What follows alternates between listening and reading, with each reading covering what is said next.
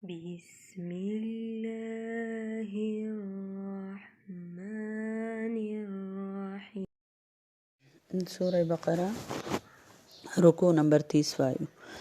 إن شاء الله. أعوذ بالله من الشيطان الرجيم. بسم الله الرحمن الرحيم. وإذا أو کله چې طلقتم النساء طلاق ورکړئ تاسو ښځو له فبلغنا نو چې ورسیږي دوی اجلهن خپلې نیټې ته خپلې مودې ته فلا تعذلوهن نو مه منع کوئ دوی ان ینکحنا چې نکاح وکړي ازواجهن د خاوندانو خپلو سره اذا تراضوا بینهم هر کله چې هغوی خوښ وي په خپل منځ کې یعنی چې راضي په خپل منځ کې بالمعروف په شرعي طریقه په معلومه طریقه ذلك يوعظ به ذالک دا د نه منع کولو حکم یعنی دا حکم یعنی د نه منع کولو حکم یوعظو نصیحت کې دی شي به په دې سره من کانا هغه چاته چې منکم پتاسو کې یؤمن بالله ایمان راوړي په الله والیوم الاخر او په ورځ د آخرت باندې ذالکم دا حکم تاسو ته ازکا لکم زیات غوره دی ستاسو دپاره و اطهر او زیات پاک دی یا پاک دی ستاسو دپاره و اطهر او زیات پاک دی والله یعلم وانتم لا تعلمون والله پوهیږي تاسو نه پوهیږئ والوالدات او موریان دی یرضعن پی ورکی اولادهن خپل اولاد ته حولین 2 کاله کاملین پورا لمن اراده د پاره د هغه چا چې اراده یې چې غواړي ان یتم الرضاعه چې پوره کړي د پیو موده وعلى المولود له او دی په پلار د بچی باندې رزقهن رزق ورکول موریانو ته او د بچی په پلار باندې رزق ورکول دی مور ته وکسوتهن او جامې ورکول دی مور ته بالمعروف په معلومي طریقې په شرعي طریقې سره لا تکلف نفس نه دی په کار بوج اچول یا نه دی تکلیف ورکول یو نفس ته الا وسعها مگر د طاقت داغه د وس چې څونه یې وس وي لا تضار والدة بولدها لا تضار ما تکلیف نه دی تکلیف ورکړی کیږي والدة مور ته بولدها چې بچی د هغې دی ولا مولود له نه دی پلار له تکلیف ورکړی کیږي بولده چې بچی د هغه دی وعلى الوارث او په وارث باندې مثل ذلك په مثل د دغه حق دی فإن أراد فصالا کچری غواړي دواړه پی کټ کول عن تراز منهما پر رضامندۍ سره د دواړه ښځه خاوند وتشاور او په مشوره خپلې سره فلا جناح علیهما پس نشته دی ګناه په دواړو باندې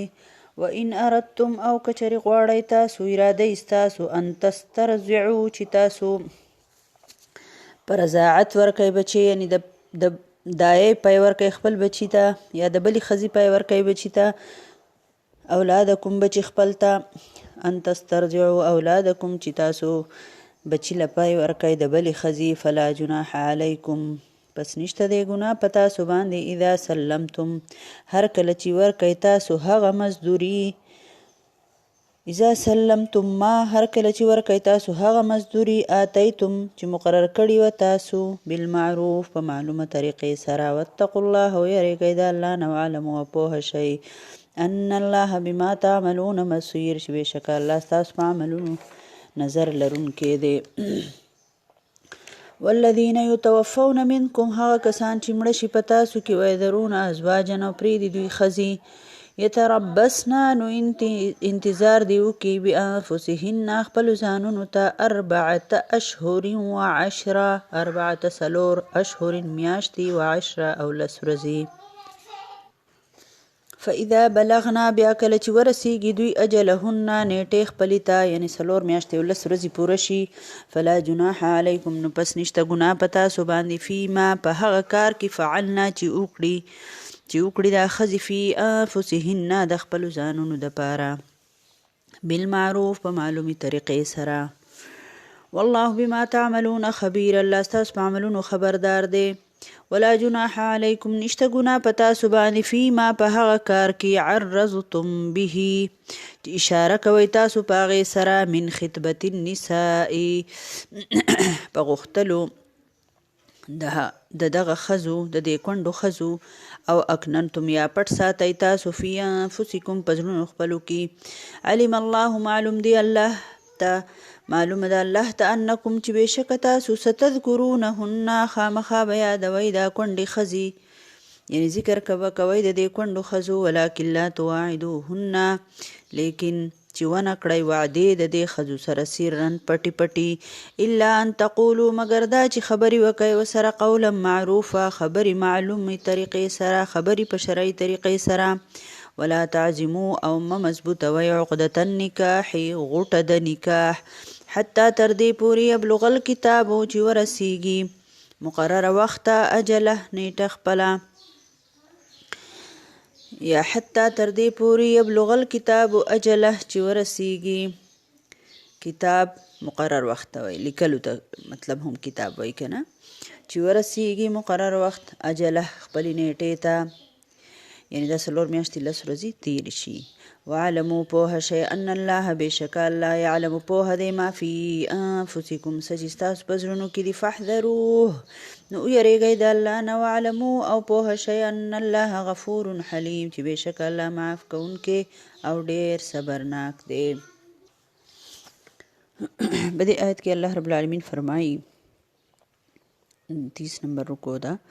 واذا طلقتم النساء فبلغن اجلهن کله چې تاسو ښځې طلاق کړئ دوی خپل نیټې ته ورسي نو نه مه یې څاروئ دوی چې په خپل رضامندۍ سره نکاح وکړي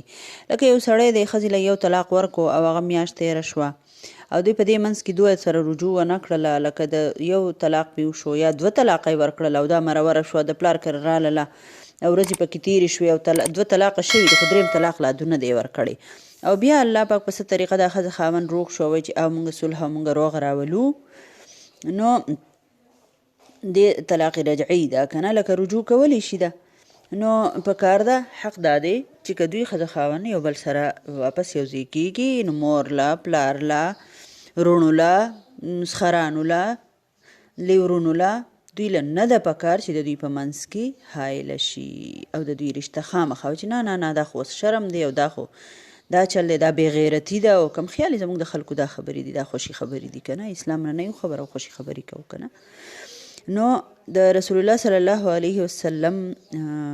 په دور کې دغه شانتې یو خبره راغله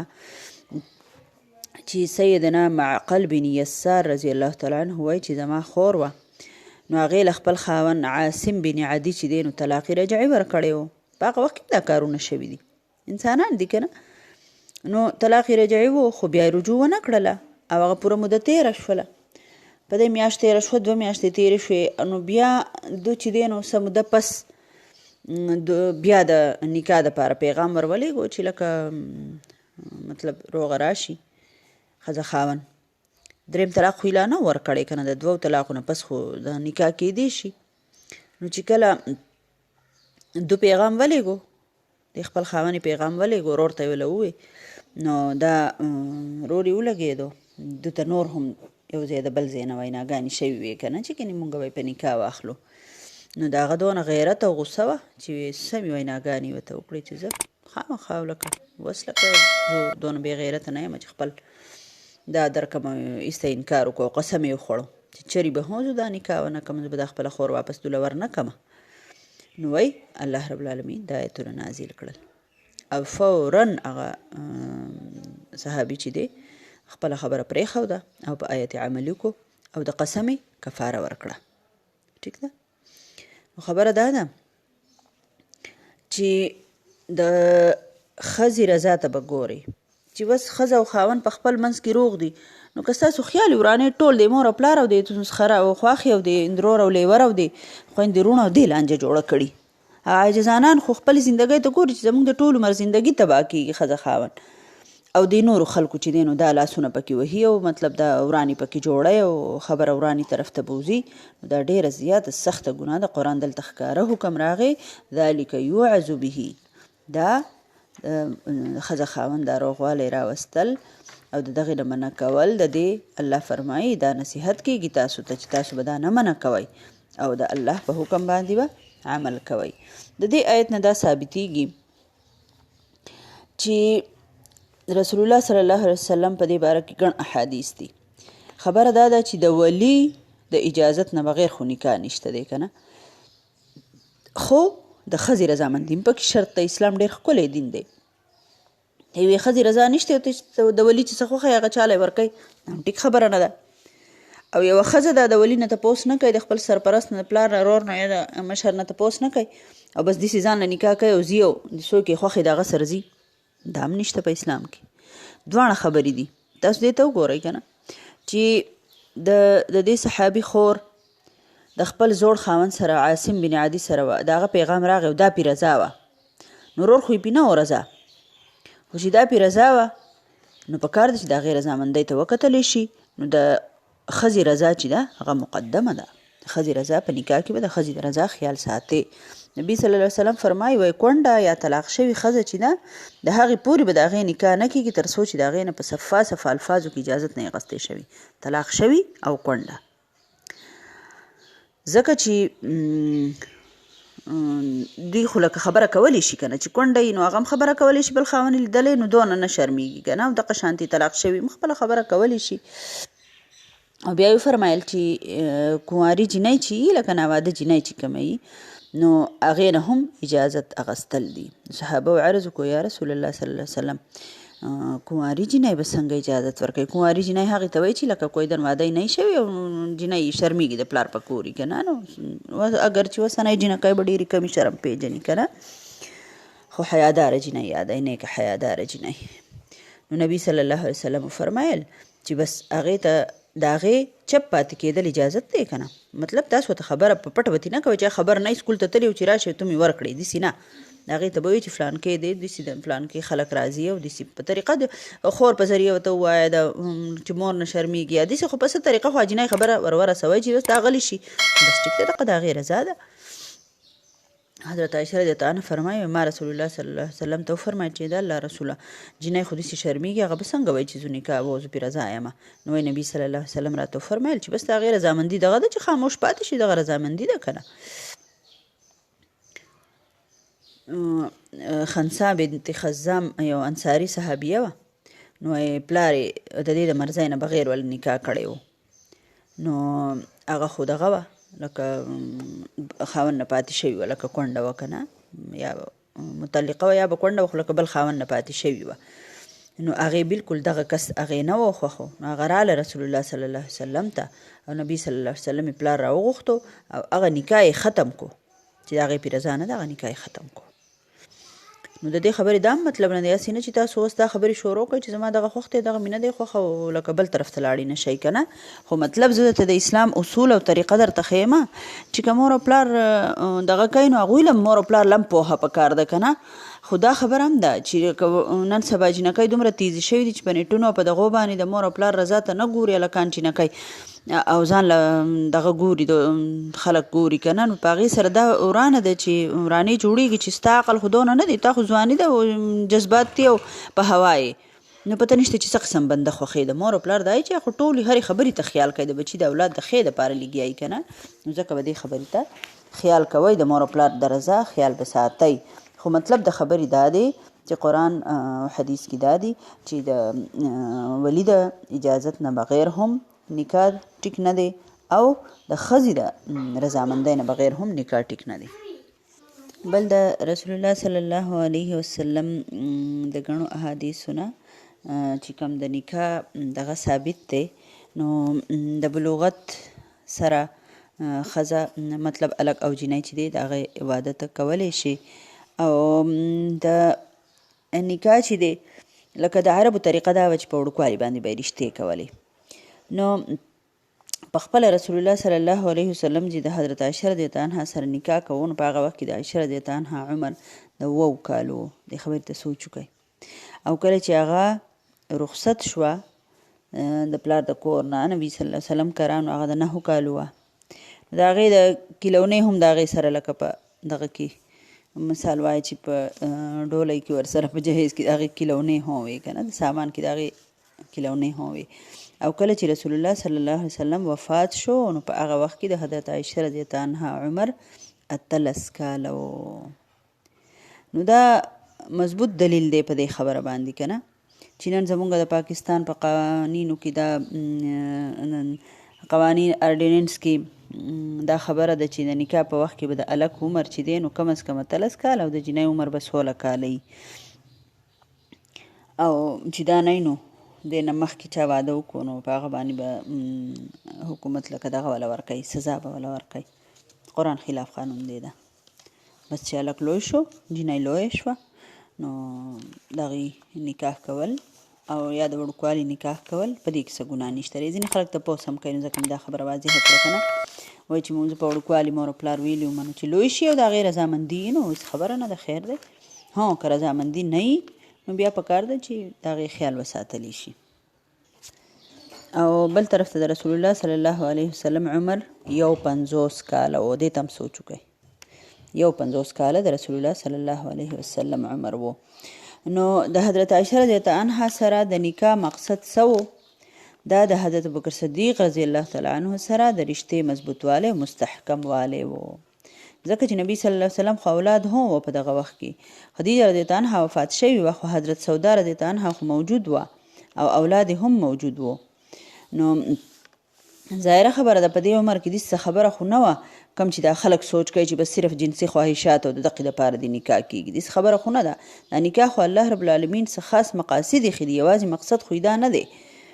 نو ډېر زیات د نکاح په ذریعه باندې دینی معاشي معاشرتي فواید چې دی هغه حاصلیږي نو نبي صلی الله علیه وسلم زندګۍ باندې تاسو لږ نظر واچوئ چې هغه څونه نکاحونه کړي او په کم عمر کې یې کړي او د کم عمر د ښځو سره یې کړي او د کم مقاصدو لاندې یې کړي او د دې ټولو نکاحونو نه د رسول الله صلی الله علیه وسلم اولاد څونه شوی و بلکې هغه اوچت مقاصد نبی صلی الله علیه وسلم د دې نکاح په ذریعه باندې حاصلول نو تاسو سوچ وکړئ اسلام څونه ښکلې معاشره غواړي چې که یو ورکوټې نابالغې جنۍ نکاح د یو 51 ساله بنده سره کېدی شي جایز دی نو بل طرف ته د یو الک یا د نوجوان نکاح چې ده د ډېر عمر د ښځې سره یا متعلقه ښځې سره اکثر ورندار پاتې شي یا دغه شانتې رشته دارانو کې پاتې شي نو دا هېڅ خبره نه ده دا ډېره زیاته د ثواب خبره ده یو بل له سپورټ ورکول په معاشره کې د داسې کمزورو د بېوسو د داسې خلکو سهاره جوړېدل په دې کې نور ډېر د اسلامي معاشرې ډېر فواید دي صرف د جنسي خواهشاتو خبرې نه دي دا اسلام ډېر ښایسته دین دی ما تعالی یو ښایسته سوچ راکوي خو الله دې د مسلمانانو سوچونه د قرآن مطابق کړي او د احادیثو مطابق کړي او څوک چې د مغرب د معاشرې نه متاثره وي که نه نو هغو دا خبرې کوي چې بس دا خو د وړوکوالي نکاح داسې او د وړوکوالي نکاح داسې نو دوی خو الټه فحاشي او ریاني او بېحیایي په معاشره کې راځي که نه او ځینې خلک دا سوچ کوي چې نه سړي او ښځې دې لیټ ودونه کوي چې بیا لږ بچي راوړي چې کچ دغه کې خو داسې ډېر بچوړي راوړي نو دا د کومو خلکو خبرې دي په خپله سوچ وکړئ دا چې ځان ته داسې دغه مغرب د نظریې نه متاثره خلک یي که نه نو هغه دا خبرې کوي لکه نن په معاشره کې څومره ښځې دي چې وچ په وچه د یو او د بل د خبرو د لاسه او د رور او د پلار او پته نشته چا دغو د لاسه دغه شانتې زنانه چې دي نو هغه پاتې دي او غریبانانو ټول عمر اوښکې بهیږي او په ژړاګانو ناستې دي نه یو ته غږ کولی شي نه بل نسخرګنۍ ته غږ کولی شي نه پلرګنۍ ته غږ کولی شي او زدونو د لاسه او دغو د لاسه د خپلو انا دغه دپاره د پوره کولو دپاره څه کومه د څومره جینکو او د څومره ښځو ژوندون چې دی هغه په اور کې پروت دی د معاشرې لږ شان په دې خبره باندې غور پکار دی اسلام موتعالی څونه ښکلی سوچ راکوي او د دې خبرې موتعالی ته الله پاک نصیحت کوي چې ذالکم ازکا لکم و اطهر دا ستاسو دپاره پاکیزه خبره ده او ډېره د صفایۍ خبره ده یعنی د ښځې په نکاح کې چې کوم معاشرتي پاکیزي ده که نه هغه په بل څه کې نشته دی که هغه د سابقه خاوند سره نکاح کوي هم رور پلار له پکار دی چې مانع پکې نشي که هغه د طلاق وشي او د بل خاوند سره نکاح کوي لکه بل سړي سره نکاح کوي پکار ده چې د هغې د نکاح فکر وکړلی شي او په دې باندې په قلاره کېناستل نه دي پکار چې زه ستا به خپل ښځه او بچي یو خپل به دې کور یي نو که خور او ترور او بله دغه شانتي یي نو بس خپل کار وکړئ د هغې سره زما څه کار دی به ته وایي بس غلي کښېنه او ژوند تېروه ډېره زیاته د ګناه خبره ده پکار ده چې موږ ټول وګورو چې د چا زموږ سره د چا داسې څوک شته زموږ په خاندانونو کې چې داسې افراد چې د هغې مونږ فکر وکړو د هغوی د نکاح فکر وکړو او د هغوی دپاره خپل کوششونه او خپل سوچونه چې دي هغه استعمال کړو او د هغوی د نکاح انتظام وکړو ځکه چې قرآن کې بل ځای کې هم حکم دی که نه وانکحوا الایام بنکاح نکاح وکئ دا یو ښایسته او پاکیزه طریقه ده ما تاسو ته وایي صرف جنسي خواهش خبره دا نه وي ډېر ضروریات د انسان د زندګۍ الله رب العالمین دی د ټولو په حال رحم وکړي او نور په بله آډیو کې ویم باقي حصہ صدق الله العظیم